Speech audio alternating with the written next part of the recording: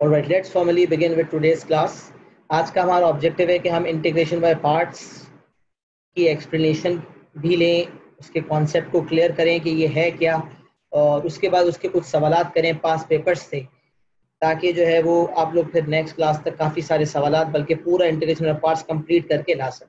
तो इंशाल्लाह आज हम एक्सप्लेनेशन भी लेंगे इसकी और इसके सवालात भी करेंगे। तो स्क्रीन पे जो कुछ लिखा हुआ है उसे लिखें, इसमें कुछ ऐड ऑन कर रहा हूँ वो भी लिखें, इंशाल्लाह लिख लेंगे, उसके बाद इंशाल्लाह उसको समझाऊंगा।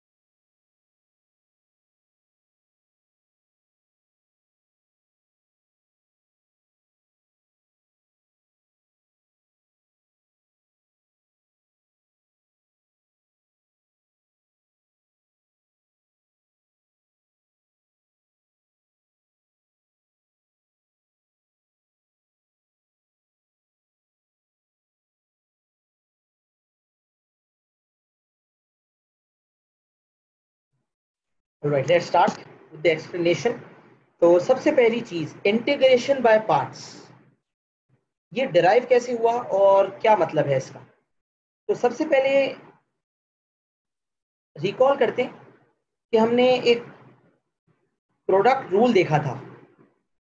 रिकॉल करें कि एक प्रोडक्ट रूल होता था जो दो फंक्शंस मल्टीप्लाई होते थे कि when we have to differentiate u into v, हमने क्या सीखा था, v u प्राइम। अच्छा, मैं u प्राइम को ये भी कह सकता हूं v into d u by d x plus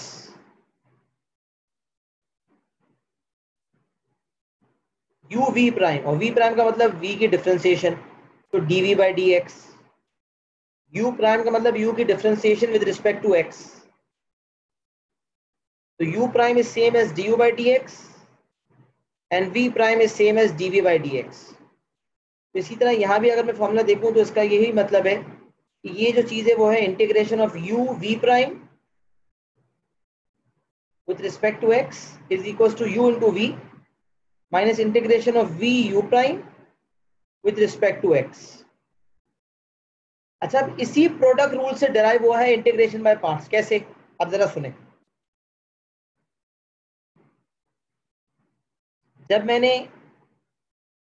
जब uv की डिफरेंशिएशन ये है तो इनकी इंटीग्रेशन ये होगी। Integration is the reverse process of differentiation. uv की डिफरेंशिएशन जब ये है तो इसकी इंटीग्रेशन ये होगी। तो मैंने कहा integration of v into d u by d x, D u upon d x with respect to x plus integration of u into dv upon dx with respect to x is equals to uv। तो अब अगर इस चीज को मैं subject बना लूं तो integration of u into d v by d x यही रह जाएगा और ये वाली चीज इक्वल्स टू के बाद शिफ्ट हो जाएगी। तो ये फॉर्मूला बन जाएगा integration of u into d v upon d x is equals to u v minus integration of v times d u upon d x with respect to x. बहरहाल ये डेरिवेशन का याद रखना जरूरी नहीं है because it is not a part of our syllabus के हम डेरिवेशन सीखें, लेकिन एक आइडिया के लिए ये पता जरूर होना चाहिए कि ये प्रोडक्ट रूल जो हम दो फंक्शंस मल्टीप्लाई हो रहे होते थे तो जो प्रोडक्ट रूल लगता था उसी रूल के तहत ये इंटीग्रेशन भी डिराइव हुई है। अब ये इंटीग्रेशन बाय पार्ट्स है क्या। जब दो फंक्शंस मल्टीप्लाई होते थे उन्हें डिफरेंशिएट करते थे तो हम कहते थे प्रोडक्ट रूल। अब जब दो फंक्शंस मल्टीप्लाई हो रहे होंगे और हम इंटीग्रेट करेंगे ना तो हम कहेंगे इंटीग्रेशन बाय पार्ट्स। जब दो फंक्शंस आपस में मल्टीप्लाई हो रहे होते थे तो हम प्रोडक्ट रूल लगाते थे डिफरेंशिएशन में, और डिवाइड हो रहे होते थे तो हम क्वोशंट रूल लगाते थे। इंटीग्रेशन में डिवीजन वाली कोई चीज नहीं है। अगर दो फंक्शंस मल्टीप्लाई हो रहे हैं, इंटीग्रेट करना है और दो फंक्शंस मल्टीप्लाई हो रहे हैं तो ऐसे केस में इंटीग्रेशन बाय पार्ट्स लगाएंगे। अभी जो इंटीग्रेशन बाय पार्ट्स का फॉर्मूला है, ये ओरिजिनल फॉर्मूला जो मैंने ब्लैक पेन से लिखा है यही फॉर्मूला शीट में गिवन होता है। u dv by dx with respect to x, ये पूरा जो फॉर्मूला ब्लैक में लिखा है ये गिवन होता है, और इसको ब्लू से जो मैंने लिखा है वो बस dv by dx की जगह v प्राइम लिखा है और du by dx की जगह u प्राइम। तो बहरहाल ओरिजिनल टर्मिनोलॉजी मैंने इसीलिए लिखी है जो फॉर्मूला शीट में गिवन है। आप जब फॉर्मूला शीट से देखेंगे तो आपको पता होना चाहिए कि फॉर्मूला शीट में क्या फॉर्मूला गिवन है। अब सवाल, जब इंटीग्रेशन बाय पार्ट्स का फॉर्मूला गिवन है तो अब हमें फिर क्या सीखना है। Now we have to learn its application. Formula तो मौजूद है, now we have to learn its application. तो अब अप्लाई कैसे करना है ये सुने। जब दो फंक्शंस मल्टीप्लाई हो रहे होते थे और डिफरेंशिएट करना होता था तो एक को नाम देते थे u का और दूसरे को नाम देते थे v का। u भी डिफरेंशिएट होता था u प्राइम आता था, v भी डिफरेंशिएट होता था v प्राइम आता था। यहां कुछ मामला मुख्तलिफ है। जब दो फंक्शंस मल्टीप्लाई हो रहे हैं और हमें इंटीग्रेशन करनी है तो एक को u और दूसरे को v इस तरह से नाम नहीं देने, एक को u का नाम और दूसरे को v का नाम इस तरह से नाम नहीं देने। तो सर फिर क्या करना है? तो उनमें से एक फंक्शन को u का नाम देना है और एक फंक्शन को dv/dx का नाम देना है। जब दो फंक्शंस मल्टीप्लाई हो रहे हैं और इंटीग्रेशन करनी है, ऐसे केस में इंटीग्रेशन बाय पार्ट्स यूज होगा। इंटीग्रेशन बाय पार्ट्स का फॉर्मूला शीट में गिवन है। हमें इसकी एप्लीकेशन सीखनी है। एप्लीकेशन ये कहती है कि जब दो फंक्शंस मल्टीप्लाई हो रहे हों और उन्हें इंटीग्रेट करना हो तो उनमें से एक को नाम दें u का और दूसरे को नाम दें dv/dx का। तो सर ये बताएं कि किसे u और किसे dv/dx का नाम देना है? क्या हम अपनी मर्जी से किसी को भी u और किसी को भी dv/dx कह सकते हैं? तो इसका जवाब नहीं, अपनी मर्जी नहीं चलेगी। तो भाई फिर कैसे पता चलेगा कि किसे u और किसे dv/dx कहना है? तो यहाँ एक line I, for selection of u, पहले इन दोनों में से u सेलेक्ट होगा। अब दो फंक्शन जो मल्टीप्लाई हो रहे हैं उनमें किसे u कहें? तो यहाँ पर लिखा हुआ है, for selection of u the sequence of the word late is used. एक मिनेमोनिक है जिसे जहन में बिठाना है, लेट, LATE। u की सिलेक्शन के लिए ये लेट का लफ्ज अगर याद रखेंगे तो आपको पता चल जाएगा कि कौन सा फंक्शन जो है वो u बनाए। तो सबसे पहली प्रायोरिटी u बनाने पे किसको दी जाएगी? l को। लेट में फुल फॉर्म क्या है? LATE। l means logarithmic function, a means algebraic function. अच्छा, लोगैरिथमिक फंक्शन में क्या आता है? ln। अलजेब्रिक फंक्शन में क्या आएगा? जैसे एक्स स्क्वायर है, एक्स क्यूब है, या ax + b⁻n है, ये सब अलजेब्रिक है। ट्रिग्नोमेट्रिक में क्या आएगा? साइन, कॉस, टैन, कॉट, सेक, कोसेक, ये सब क्या है? ट्रिग्नोमेट्रिक। और एक्सपोनेंशियल में क्या आएगा?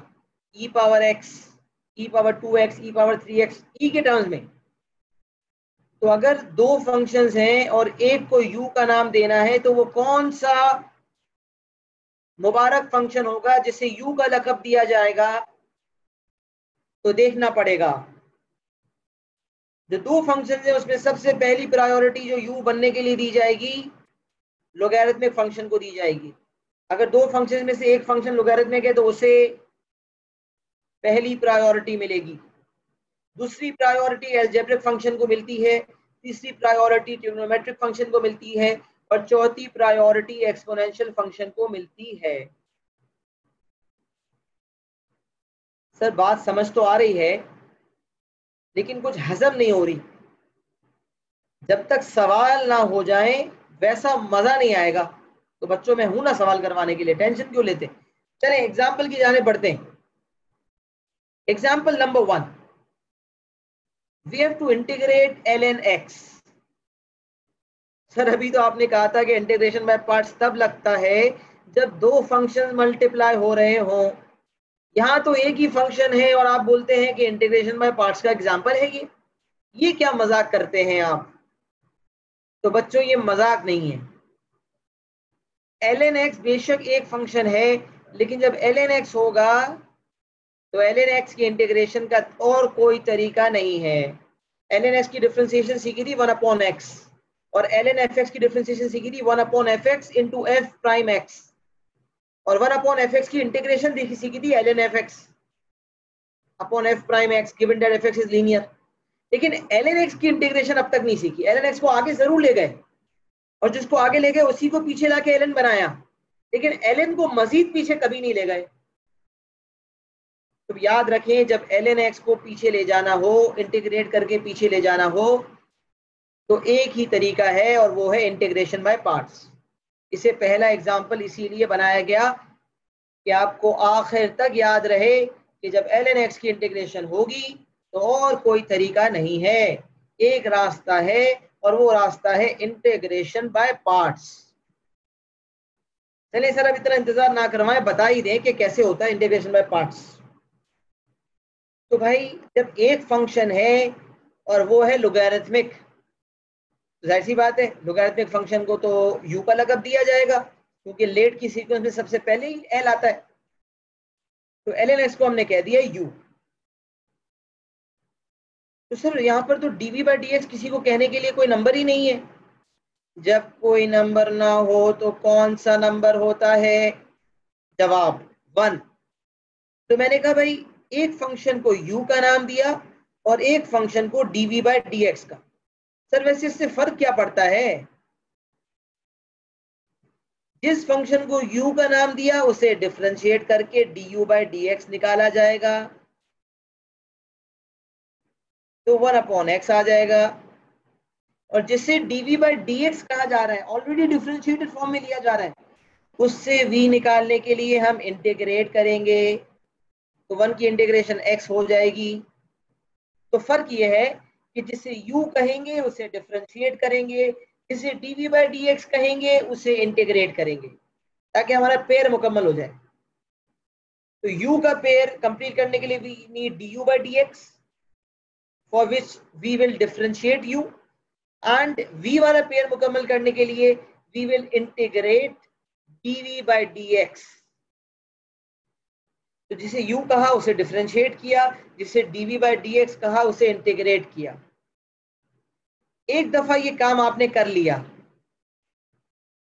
तो अब आपने क्या करना है? आपने कहा integration of ln x with respect to x is equal to, अब फॉर्मूला देखें। फॉर्मूला कहता है u इंटू वी। फॉर्मूला है u v minus integration of v into d u by d x with respect to x।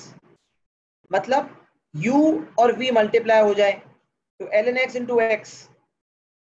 देखें ये u इस तरह, ये तरीकेकार फॉलो होता है, u इंटू वी मल्टीप्लाई होता है और v into d u by d x. अगर जिस तरह से मैंने अप्लाई किया इस फॉर्मूला को उसी तरह आप अप्लाई करते हैं तो आपको ये एरो याद रहेगा। पहले इन दोनों को मल्टीप्लाई करना है और फिर इसको, तो u इंटू वी, तो इसका मतलब x ln x minus integration of v which is x into d u by d x which is 1/x, and this is to be integrated with respect to x। अच्छा जी, ये जो u into v वाला part आया ना, बस अब ये मजीद इंटीग्रेट नहीं होगा, will not be integrated any further, will not be integrated further। तो फिर मैंने कहा चले सही है। अच्छा, लिमिट्स वाला अगर सवाल होगा तो x ln x को मजीद तो कुछ करना नहीं है, तो x ln x पे डायरेक्ट लिमिट्स लगाएंगे। अभी लिमिट्स वाला सवाल देखेंगे तो बात समझ आ जाएगी। बहरहाल अभी सिर्फ सुने। ये x ln x हो गया। अच्छा, यहाँ x और x कट गया और इंटीग्रेट करना है 1 को विद रिस्पेक्ट टू x, तो ये आंसर आ जाएगा x। और क्योंकि ये इनडेफिनेट इंटीग्रल है विदाउट लिमिट्स, तो प्लस सी लगाना शर्त है, तो मैंने कहा प्लस सी। तो यहाँ से ये सीखा गया कि जब ln x खाली वाहिद है और उसे इंटीग्रेट करना है तो भी और कोई रास्ता नहीं है, और इंटीग्रेशन बाय पार्ट्स एक वाहिद रास्ता है जिसके थ्रू ln x को इंटीग्रेट किया जा सकता है। ये कॉपी कर लें तो अगले एग्जांपल की जाने बढ़ते हैं जिसमें लिमिट्स भी यूज होगी इंशाअल्लाह।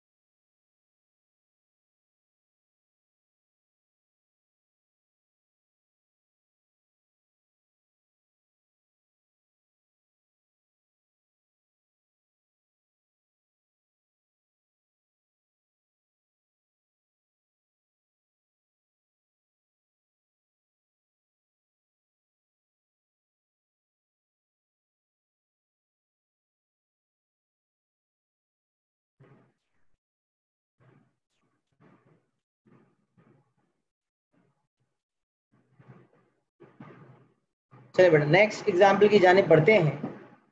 X l n x with respect to x, दो फंक्शंस हैं आपस में मल्टीप्लाई हो रहे हैं, उनमें से एक फंक्शन ट्रिग्नोमेट्रिक एक फंक्शन लोगैरिथमिक है और एक फंक्शन एल्जेब्रिक। सवाल, किसे u बनाया जाए और किसे dv बाई डी एक्स बनाया जाए। एक को u बनाते हैं, फॉर्मूला देखें ना आप, फॉर्मूला गिवन है u dot dv by d x with respect to x। तो इस फॉर्मूला का मतलब ये है कि जब इंटीग्रेट करेंगे तो एक को u का नाम देंगे और एक को dv बाई डी एक्स का। Very good. तो u को किसका ना u किसे लकब देना पड़ेगा, ln x को u का लकब देना होगा।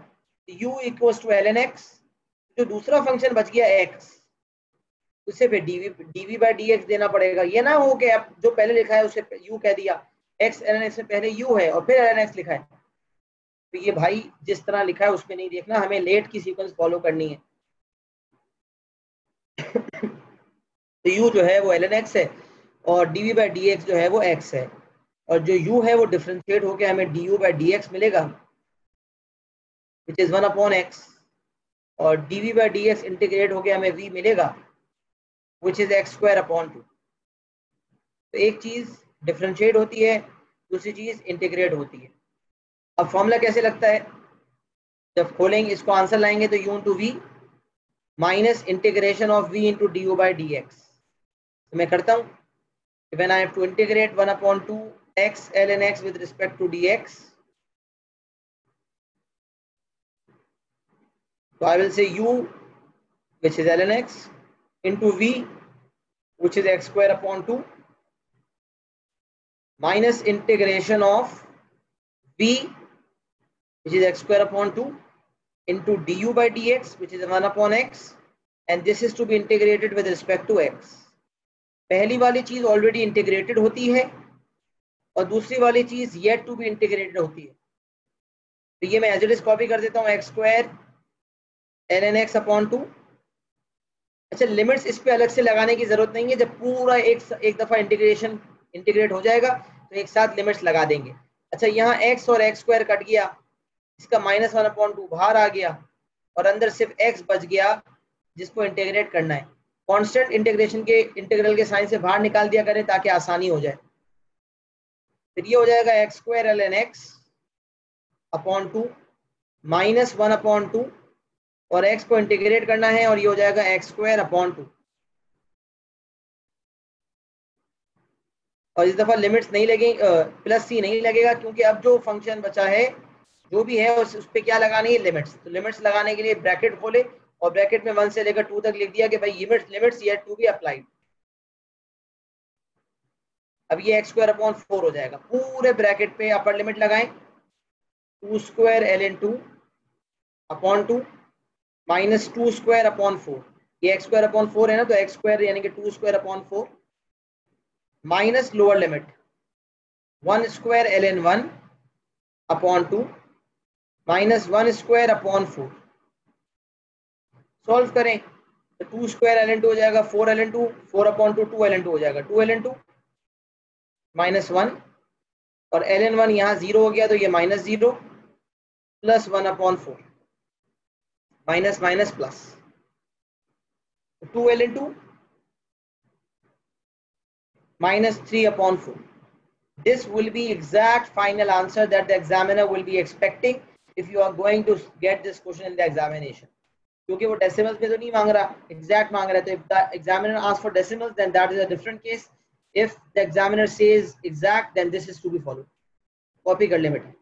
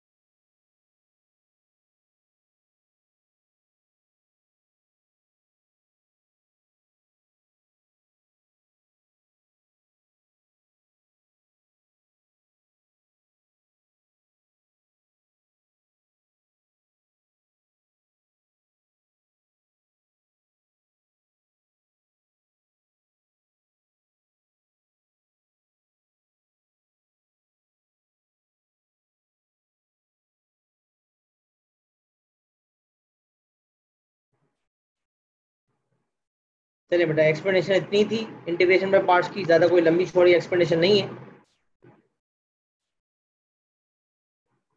इसके सवालात की जाने बढ़ते हैं ताकि आप लोगों को बात समझ आ जाए। ठीक है, कुछ सवालात करते हैं मगरिब से पहले पहले, ताकि फिर हम जो है वो जल्दी क्लास ख़त्म कर सकें। सही है भाई, चलें स्टार्ट लेते हैं, कुछ सवालात की जाने बढ़ते हैं।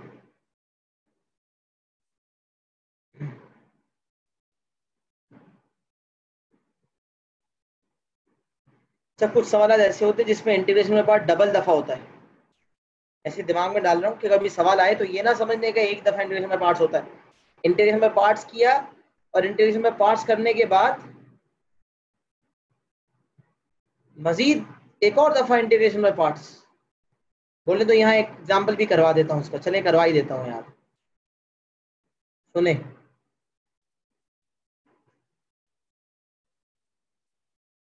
बल्कि छोड़ें, इतनी मेहनत करने का फ़ायदा नहीं है, सवाल आएगा देख लेंगे। एक्सप्लेनेशन हो गई, फॉर्मूला आ गया, बस डबल इंटीग्रेशन में पार्ट्स लगता है जहन में होना चाहिए। कैसे लगता है?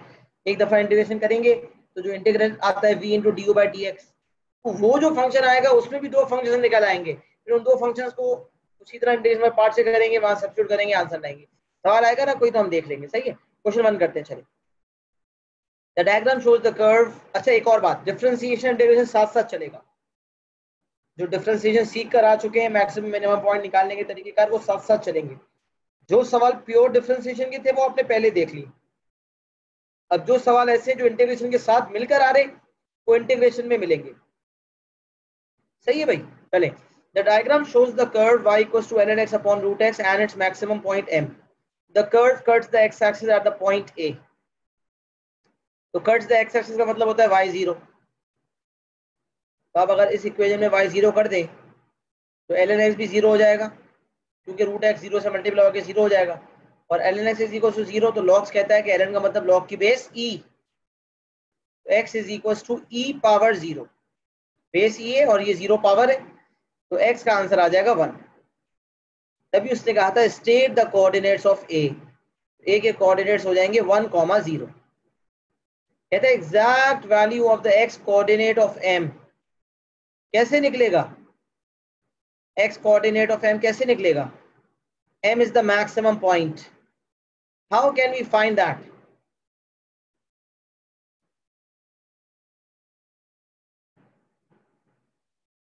Through differentiation, dy by dx equal to 0। कौन सा रूल लगेगा?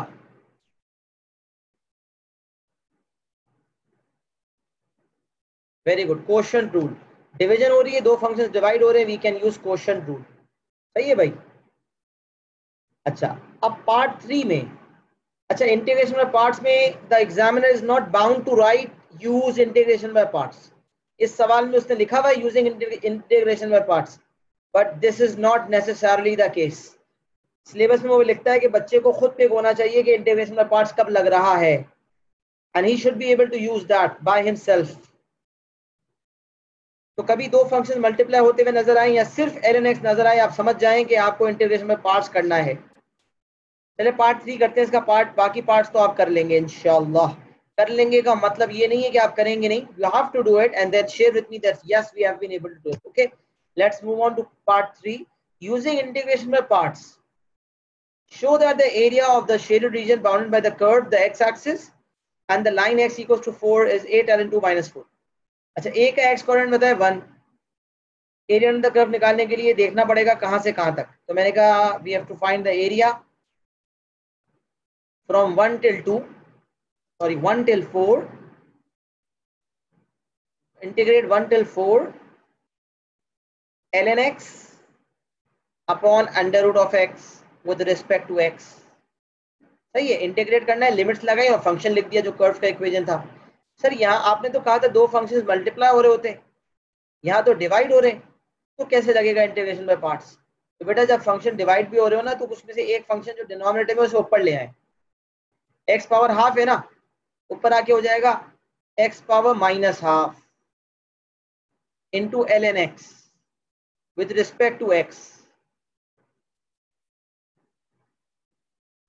सही है, तो मल्टीप्लाई फॉर्म में लाने के लिए डिनोमिनेटर वाले फंक्शन को ऊपर ले आना अगर कभी ऐसा हो तो। अच्छा, अब यहाँ क्या करें, now we have to decide which is u which is dv by dx। तो लेट की सीक्वेंस फॉलो होगी, LATE लोगैरिथमिक फंक्शन मौजूद, ln x is u, very good. तो हमने कहा u is equal to ln x, तो du by dx कह दें या u प्राइम कह दें, आपकी मर्जी, 1/x। दूसरा फंक्शन डिफरेंशिएटेड फॉर्म में है, dv by dx equal to x power negative half. इस फंक्शन को इंटीग्रेट करेंगे तो v आएगा, x power minus half plus 1, x power half upon half, x power half upon half, जो नई पावर आती है डिवाइड होती है, 2x पावर हाफ यानी कि 2√x। फिर इससे मल्टीप्लाई करना है, इसको इससे मल्टीप्लाई करना है, area is equal to 2√x ln x already integrated, minus integration of 2√x 1/x yet to be integrated with respect to x।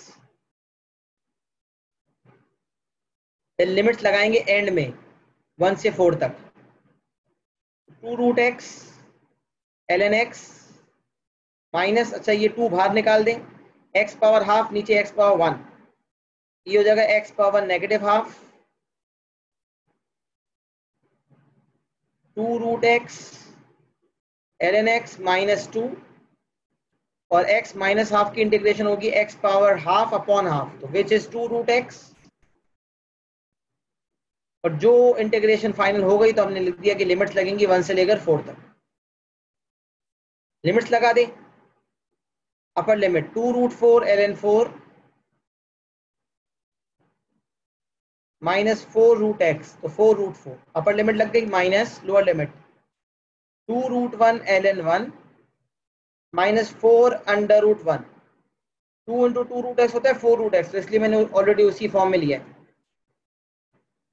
2√4, √4 is 2, 2 to the 4 ln 4 minus 4 to the 8, अच्छा ln 1 0 होता है तो minus 0 plus 4, अच्छा ln 4 है वहाँ ln 2 है, हमें पता है कि ln 4 is can be written as ln 2 square minus 4, power law कहता है 2 पीछे मल्टीप्लाई कर दें, 8 ln 2 minus 4, area is equal to 8 ln 2 minus 4, hence we have done this, right.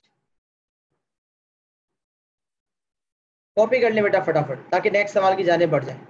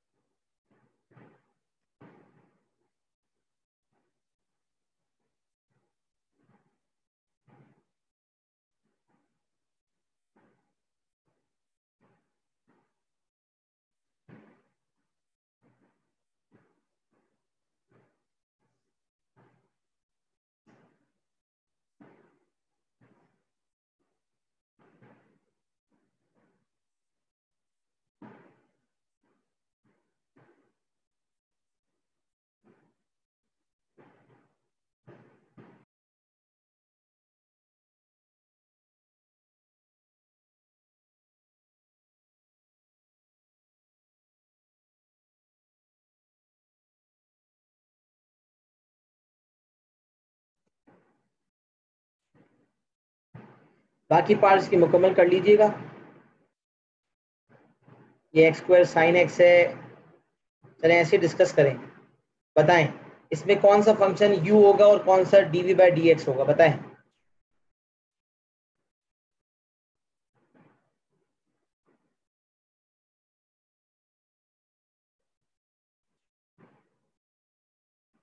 Very good, algebraic पहले, लेट की सीक्वेंस में logarithmic है नहीं, अब किसको प्रायोरिटी देंगे, एल्जेब्रिक को। एल्जेब्रिक है एक्स स्क्वायर, तो u जो है वो हो जाएगा एक्स स्क्वायर, और जिसे डिफरेंशिएट करके हम du by dx निकालेंगे, और dv by dx जो हो जाएगा वो हो जाएगा साइन एक्स।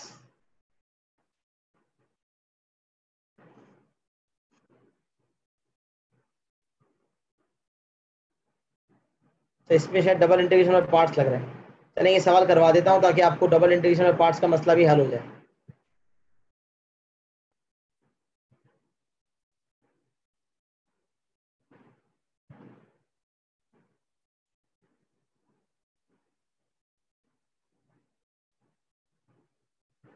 अच्छा एक्स स्क्वायर है, इसे डिफरेंशिएट किया,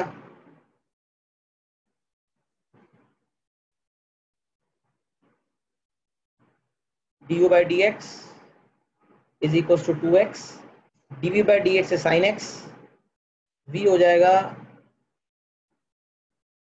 साइन एक्स की इंटीग्रेशन होती है नेगेटिव कॉस एक्स।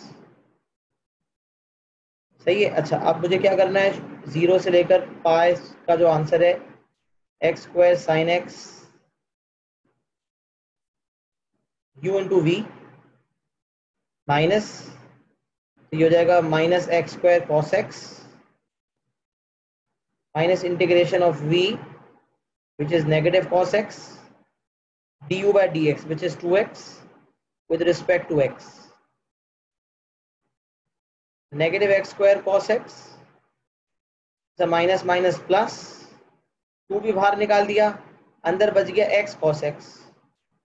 अब देखिए इंटीग्रेशन में पार्ट्स लगाया तो जो अब चीज इंटीग्रेट करनी है वो मजीद इंटीग्रेशन में पार्ट से होगी। तो इसका तरीका है कि इसको यहीं कंटिन्यू मत करें, इससे साइड पे कहीं बॉक्स में कर दिया करें, अलग से दिखाएंगे, वर्किंग तो दिखाएंगे जाहिर सी बात है, लेकिन इसको मेन वर्किंग का पार्ट ना बनाएं, अदर वर्किंग करें और फिर जो आंसर आया उसे वहां सब्स्टिट्यूट कर दें, इससे थोड़ा ना आसानी रह जाती है।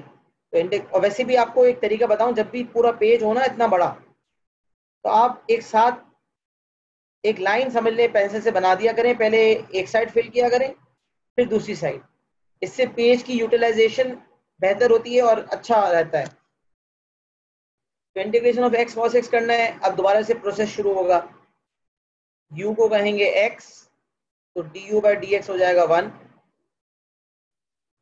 और dv बाई डी एक्स को कहेंगे cos x तो v हो जाएगा sin x। जब इसकी इंटीग्रेशन लिखेंगे तो ये हो जाएगा x sin x u into v minus integration of sin x into 1 और x sin x minus integration of sin x is negative cos x। ये चीज उठा के यहां रख दें, negative x square cos x plus 2 times integration of x cos x हमारी क्या आई थी, x sin x plus cos x। और अब जो फाइनल आंसर आया है इंटीग्रेट करने के बाद उस पर लिमिट्स लगा दें 0 से लेकर पाई तक। Integration differentiation calculator should be in radian mode. अब आपने कुछ नहीं करना, अब सिर्फ सब्स्टिट्यूशन ही करनी है, minus pi square cos pi plus 2 pi sine pi,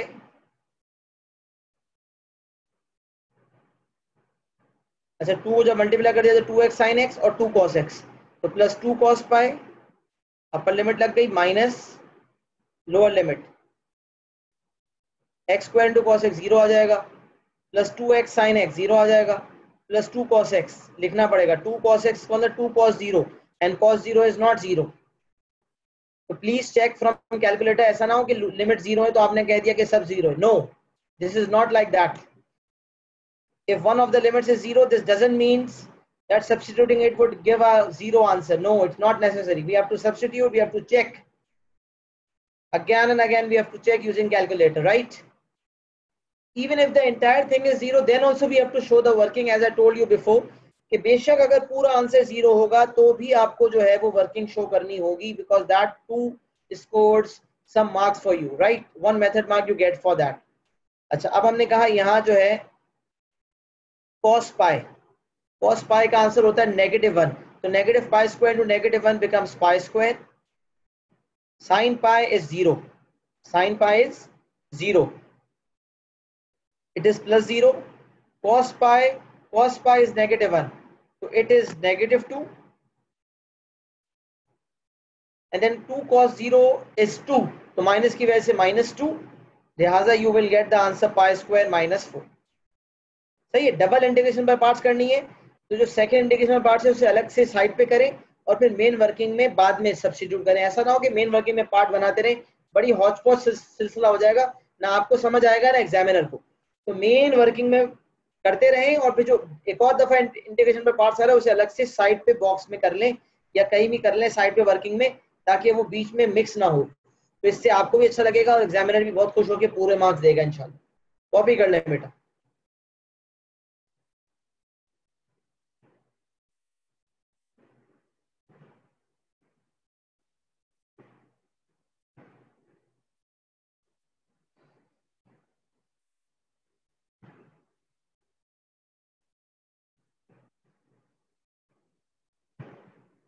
अच्छा, अब इसमें सवाल जरा देख लें कितने हैं। सिर्फ 17 सवाल हैं और मेरे ख्याल से अभी से लेकर अगर हम कल दोपहर 2 बजे तक की बात करें, 2 बजे इंशाल्लाह क्लास रखने का इरादा है कल, जिसमें हम इंटीग्रेशन बाय पार्ट्स की प्रॉब्लम्स और इंटीग्रेशन बाय सब्स्टिट्यूशन का स्टार्ट देखेंगे। तो अच्छा खासा टाइम है माशाल्लाह से, 2 बजे तक 5 घंटे, 19 घंटे हैं आपके पास, पूरे 19 घंटे हैं आपके पास। उस 19 घंटे में सिर्फ 17 सवाल, सिर्फ 17 सवाल, उसमें से 2 हो गए, सिर्फ 15 सवाल करने, 19 घंटे आपके पास है। 19 घंटे का टाइम आपको दे रहा हूँ। मिलते हैं कल की क्लास में 2 बजे। कल तक 17 सवाल करके लाइएगा। मिलते हैं कल की क्लास में, तब तक के लिए अपना बहुत ख्याल रखिएगा। अल्लाह हाफिज।